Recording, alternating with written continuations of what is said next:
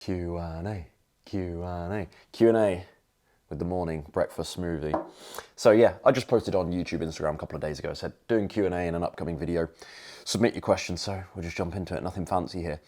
Any tips for snacks? Yes, I have lots of tips for snacks. I mean, I suppose it's slightly relative in that it depends what your diet looks like, how, my advice on how often you should snack, what you should have as snacks is obviously going to change based on the individual. But generally speaking, I love fresh fruit. I love raw veggies. I love raw veggies with hummus. I love, later today, I'm going to have corn cakes with hummus with cucumber slices on top, hummus toast. Oil-free popcorn. There's loads of different snack options out there now. Obviously, I can't comment on quantities or how many snacks you should eat. It would be nice to just say, well, be guided by your appetite. But a lot of people, when they're at home or when they're bored or when they're stressed, they start thinking about grazing and mindless snacking and that sort of thing.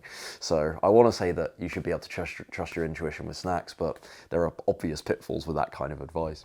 What is the best way to handle, this is Liz, what is the best way to handle wanting to eat, all the time outside of meal times?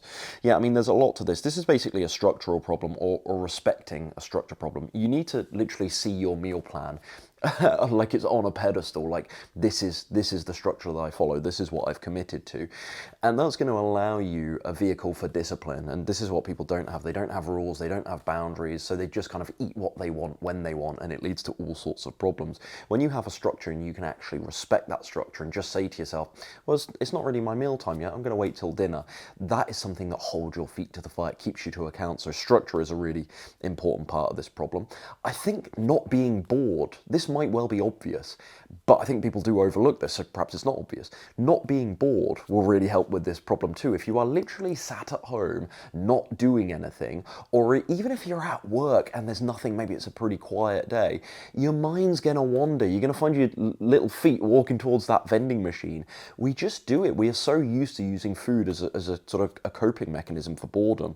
And so what's the best way to handle not eating outside or wanting to eat outside of meal times is making sure that your life is fulfilling, engaging, interesting, stimulating enough so that food isn't your first thought because of all those associations you've established in the past as food being the solution to boredom. So making sure that your life is full of what you want it to be and not turning to food as something to do. So hobbies, interests, etc., etc. Andy says, I'm curious, is there any particular, or this is a big one, is there any particular order in which you consume a meal or any particular order for what you eat in a day? In other words, do you eat some raw veggies first, then the cooked, or the low carb first, then the high carb? Do you eat high carbs during the day and less in the evening, or do you just mix it up? Does it matter? Yeah, there's like several questions in one there. I mean, the short answer to the first couple of questions is no, I don't really do anything specific where I'm like, oh, I must have the cooked veggies first, raw veggies first, then I must have this. Da, da, da, da, da. I think some of these things might have merit to them. There is arguments here about nutrient absorption being better when you combine certain foods, or perhaps when you don't combine certain foods. But to be honest, that's such a Puritan rabbit hole that when you get lost in it, you're like, what can I even eat? Because this has to be paired with this so I can get optimal vitamin C absorption. Like, people get lost in stuff that makes literally 0.5% difference in their overall health and well-being results. So I think that this is a can of worms that I don't like opening, firstly in my mind, but then to you guys and to my clients. I don't want to open this can of worms and get people just totally almost so Puritan that they become paranoid about what they're eating to the extent that it's impractical. So no, I can't think of anything major. I think the only thing, one thing has just popped in my mind, the only sort of thing I do in a certain, maybe particular order throughout the day is I don't really have any major overt protein sources for breakfast. I'll have like my muesli and cereal bowls, as you guys know. I might have toast with a bit of nut butter. I've got the smoothie today. Sometimes I'll put protein powder in there, but there isn't any in this one. And I don't sweat that. And I do make an effort with protein, but it tends to be later on in the day. Why do I do this? Frankly, it's probably not, again, optimal. It's just a preference thing. I don't really like any protein. Sometimes I'll have a tofu scramble, but that's rare for me, honestly. It's maybe once every 2 weeks, once every month that I do a protein scramble, a tofu scramble, excuse me. But generally I won't have an overt protein source, let's say for breakfast. I'll have it later. I'll have several sources later on in the day. But that's really a preference thing. And then the final question is, does any of this stuff matter? Well, for all the things I've just argued about this potentially being quite Puritan and making only a very small difference, it does matter, but in the grand scheme of things, does it matter? Not a great deal. ideal? I suppose that's my answer to that question. I think there are certain scenarios where people might be tactically benefited by saying to themselves, okay, I've got my salad here and I've got my rice and beans meal. I'm going to start with my salad because in the past I've been a bit of an overeater, and on some of that starchy stuff I can just go, go, go and go. So if I eat the salad first, that might leave me with a bit of fullness before I get to the more calorically dense stuff. I think there can be some merit to that. I don't have my clients do that, but I think there can be, in certain scenarios, some merit to that for some folks. Ali asks, where was this photo taken? This must have been the photo I said, okay, I'm here, I'm doing a Q&A, and it was Center Parcs, Longleat, which is where I am right now, in my little woodland cabin here. Is being vegan for a male body different to a female body, Ali asks. It's different in the sense that everything is different for a male body than it is in a female body. I think the most obvious thing, and this isn't necessarily related to veganism, but the big thing is the calorie intake. It's likely for a male body. There's a greater caloric requirement. Obviously exceptions to that rule, but broadly speaking, that will be true. So my male friends, you need to be eating more likely than your female counterparts. I'll have some of my female clients and they'll be like, oh, my husband or my partner, he's joined in with what I'm eating. And I always say, brilliant, that's fantastic. Make sure he doubles the portions, or make sure he eats like an extra 50% on top of that, or 1.5. I'll give them something to work with, because otherwise it's not going to be long before that husband, that partner is going to be crashing and burning, and she's going to be reaching out to me like, Ryan, my husband's not doing so good, and we don't want that, of course. So calorically, there's a major difference. In terms of that specifically relating to veganism, no, I would argue not. I would argue not. And of course, you know, there is research to suggest that in terms of intake for certain nutrients, let's say vitamins and minerals, iron would be a notable example here. You know, there are, you know, slight differences required in terms of intake of iron for men and women, but that doesn't relate to veganism. Makes sense? That's a broader problem. I say problem, that's a broader fact, let's say, or a broader requirement than just being vegan, but again, something to consider. I would also say that obviously there is the hormonal fat element, and I can argue here, well, I say I can argue, I literally will program my female clients with, generally speaking, a little more fat content than my male clients hormonally. I think that's important, especially during menstruation, menopause, you could argue, but frankly, throughout, in any age range, I will do that. So maybe there is a slight difference there, but again, that's not related to veganism so much as just broad nutrition requirements. And then, of course, considerations for menopause, such as a slightly greater calcium intake for women that men do have to worry about calcium, but again, emphasis on it during menopause. Ali also asked, there's several questions here, they're good questions though. What is your favourite vegan thing to eat? This includes standard things like fruit. What's my favourite thing to eat? Goodness me, it probably changes a lot. I mean, rice and beans has been the staple for me. Like a burrito bowl has been the staple for me for 8 years now, really. So probably that. I'm in tofu phase at the moment. I love tofu all the time. What else? I'm looking at avocados. They're up there on the counter, so avocado toast, but that's only because they're up there, but I love avocado toast. I think this time of year, I've got to say fruit. I've got to say fruit and the big loaded salads that I'm always harping on about to my clients. The big loaded salads where you take a bunch of salad vegetables, but you also add something hearty like whole wheat couscous or quinoa, for example, some beans, a nice sort of hummus, a bit of hummus or avocado on there, a lovely sort of creamy dressing. Best ways to increase water intake. That's an important one. I've missed one here, but we'll come back to it. Best ways to increase water intake. You can use like a dedicated like flask or jug. You know that's 750 milliliters, or you know that it's 45 fluid ounces, and that can really help knock back some water, because then you can say to yourself, well, I've got to have 2 of those or 3 of those or whatever it might be over the course of the day, and it actually gives you a way to measure progress and shoot towards something, rather than just saying, oh, I need to make an effort to drink more water. It's like, yeah, okay, correct, but very, very vague, rather than saying, okay, I know these glasses are X amount, I'm going to have 8 of those throughout the day, and I'm going to start a little tally chart over there on the blackboard so that I know I'm actually achieving that. So that can help. You can also get little hydration reminder apps, and I think this is maybe a little bit tedious, but you can get these hydration reminder apps where you can program them to automatically send you messages every hour, every 2 hours, saying, hey, hey, Rye, remember to drink some water now. So that can help. Some people simply don't like water, so things like berries or citrus slices or a bit of fresh mint in there can add a little bit of flavour. What was the question I missed? Oh, will a little cooking oil, like 5 milliliters, for example, olive oil, hinder weight loss? No, not to that amount. Not to that amount, it won't.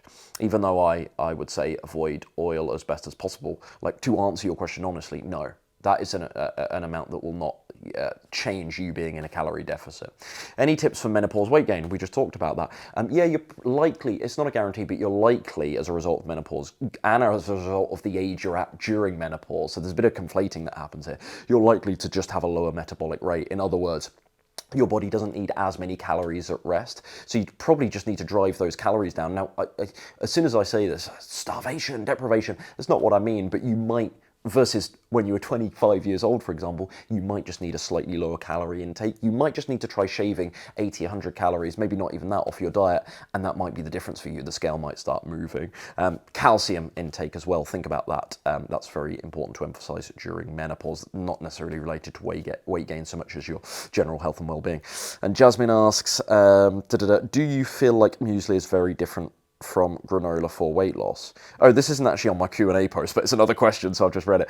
Do you feel like muesli is very different from granola for weight loss? It depends what goes in the muesli, and it depends what goes in the granola, right? Muesli tends to be a much more oaty or a much more grain-based base to a cereal product. So muesli tends to be therefore lower in caloric density versus granola, which tends to have grains, but also an awful lot of nuts and seeds. And obviously granola that you buy from the store, often, this is the case often with muesli as well, but particularly so with granola, often lathered in things like maple syrup or things like honey or things like oil, just racking up those calories. So I feel that the average muesli brand is going to be much more advantageous from a weight loss perspective than the average granola brand. But there are always exceptions, and you could always make your own healthy, very, very weight loss friendly granola.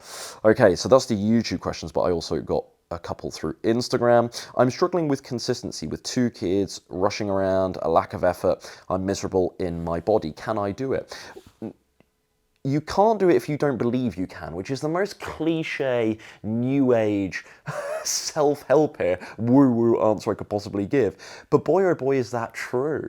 You're going to make it happen if you have sort of a positive troubleshooting mindset. If you allow the fact that you have children and you have, family responsibilities, a busy schedule, if you let those things affect your thinking to the extent that you question whether you can actually do this, I would say, bluntly speaking, you've already lost, because you've already shown yourself that there are chinks in your armor. You need to almost be like blasé about this, and almost to a degree naive about this, and say to yourself, yeah, I got this, no problem. Yeah, okay, I'm busy. Yeah, okay, I've got kids, family responsibilities. Who cares? That's no excuse. I'm going to master this. That's the sort of blasé, bordering on arrogant, naive attitude that you need to actually create the mentality required to make good decisions in tough moments. People don't make good decisions in tough moments when they are looking for a way out. They're looking for an excuse. They're looking to lean on obstacles in their life and say, yeah, but I've got kids, I've got this, da, da, da, da, da. Rather than saying, but, say, and. Yeah, okay, I've got kids, and I'm going to eat X, and I'm still going to eat my lovely hummus sandwich, which is really quick to prepare anyway. So that's a nice segue. I suppose in terms of actual practical tips, that's more of an attitude thing. Practical tips, stick to really simple stuff. Look at the what I eat in a day videos I'm posting all the time at the moment. Look at my Instagram. Look at what my clients eat. Hummus sandwiches, the cereal bowls, the tofu stir fries, the pasta dishes. Like, this is fast stuff. Okay, there's still a bit of prep involved. It's not like going and getting fast food, obviously. You need to make some level of effort. But in terms of the prep involved, it's minimal. People overcomplicate this vegan stuff all the time. The average vegan cookbook, like the recipe list, the ingredient list is ridiculous. It's like 15 to 20 ingredients, 45 minutes preparation time. Nonsense. I don't have my clients do this stuff, certainly not regularly anyway. So simplicity is going to be really important. What else would I say? I would say with exercise, get it out the way. Get it out the way before the kids are up. I think that's something I advise my clients who are parents on all the time. Get the exercise out the way. You don't want to be going through the day doing stuff with your kids, knowing in the back of your mind, I've still got that workout to do, I've still got to get my steps in, etc., etc. How to maintain your weight after weight loss? Should I add more calories, still be in a deficit? No, you shouldn't be in a deficit. You should bring yourself up to maintenance by steadily reverse dieting out of your deficit and just incrementally adding some calories to your diet. This is the way to add calories to your diet without risking weight gain, because this terrifies people. Okay, Ryan, I've lost weight, I've got to add calories. this is really scary to me. I've just been trying to lose weight for 2 years. And now you're telling me to add calories. Do it in small increments. A little bit more food, a little bit more food. 50 calories, 60 calories, 70 calories a week here and there, and just steadily build up over time. And that's going to ensure that you don't fall into easily going into a surplus, if that makes sense. But yeah, I mean, in terms of maintaining weight after weight loss, you want to use the vast majority of the principles that helped you lose weight anyway. You want to stick to the meals that actually worked for the weight loss in the first place. But I'd be lying if I said that it needed to be as strict or as intentional. You do get that wiggle room, and things like the occasional glass of wine, a G&T, the occasional meal out, a little bit of cake. You can do those things whilst you're losing weight anyway, but there is certainly an argument that you get a little bit more wiggle room in maintenance as opposed to weight loss. But stick with those principles. The other thing I would say to people is ensure that you're still weighing yourself. Don't just get to your goal weight and then never weigh yourself again, because you might well find yourself, you might sit in the mirror, that will be a telltale sign, but it's really fast. The scale is really, really fast to react. And because you're looking at yourself in the mirror every day, you're not always the best judge anyway. It's incredibly subjective. So still check out the scale, not necessarily, you know, at the same frequency as you were when you were trying to lose weight, but still jump on the scale once in a while and make sure that suddenly you haven't gained 2 kilos, you haven't gained 10 pounds before you even know it. Okay, I'm intolerant to soy and gluten. Is it enough to get protein from legumes? PS, asked this question on so many Q&A, different vegan accounts, never get an answer. I don't know why, because it's very straightforward. Not to sound really braggadocious, oh, I've got the answers and nobody else does, but it is a really straightforward question, I think. So yeah, I'm intolerant to soy and gluten. Is it enough to get protein from legumes? Of course it is. I mean, when we say, is it enough to get protein from X? Is it enough to get protein from legumes? It's always it depends, right? Because you might want a skyrocketing protein intake because you're a bodybuilder or because you're looking to build loads of muscle right now, because you're big into strength training. But even then, you could still, like tofu and tempeh, legumes, you could still get plenty from those anyway. It's just, you know, oh, sorry, soy, excuse me, what am I talking about? Tofu and tempeh, excuse me, soy, what am I talking about? So just purely legumes then. Yeah, you still could. You might want like a pea protein powder, a clean, like the Sun Warrior range, a clean protein powder, that will really help you out. But yeah, you can still get adequate. It might be, you can argue it's a bit tough for you because you don't have access to the soy products, you don't have access to seitan because of the gluten, obviously. But yeah, you can still do this, that's no problem. I think that's it. Well, I know that's it. That's the end of the questions. So thanks for tuning in, folks. See you in the next one.